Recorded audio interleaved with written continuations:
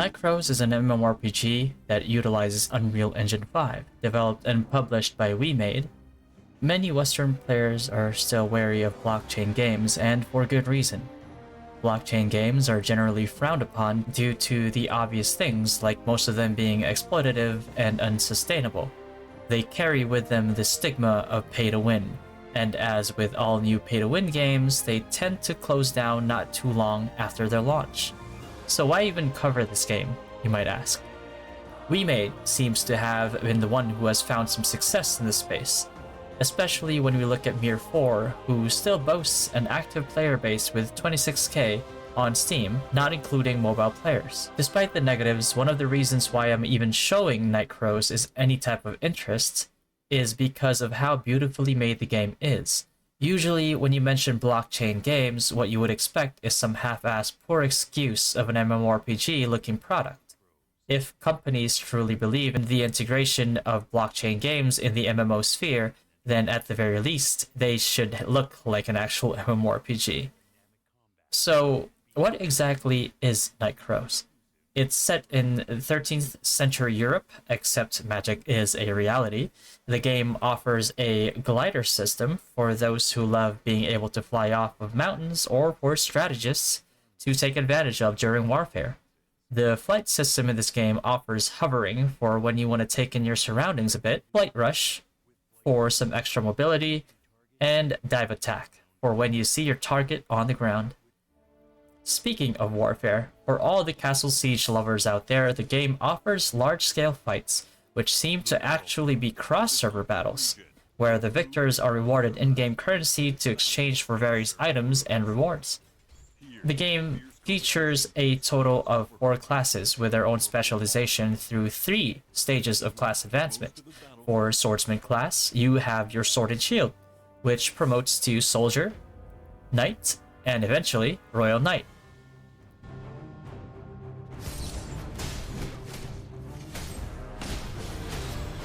Dual Sword, a dual-wielding class which seems to be a combo/debuffer class that has built-in sustain according to the descriptions.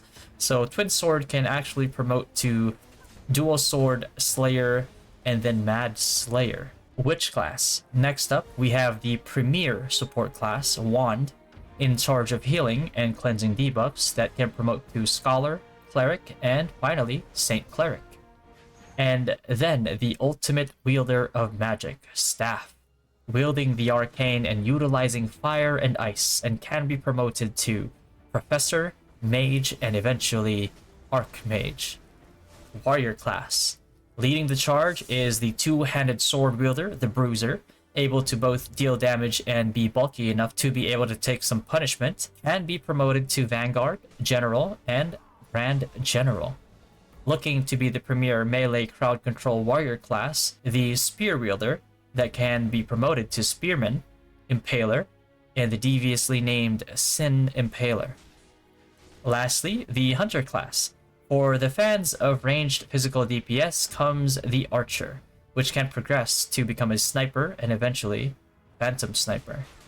Lastly, and always a fan favorite, the Assassin class. From a Hunter, it can progress to Rogue, Assassin, and eventually Shadow Assassin.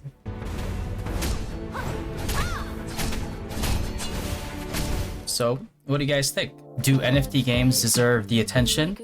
If you automatically wrote them off before, would you give Nightcrows a chance after seeing the systems that they have in place?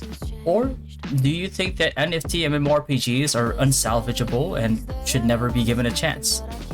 I myself have never played any type of NFT MMORPG, or at least not long enough to see the impact. So I would actually love to hear people's opinions on the subject.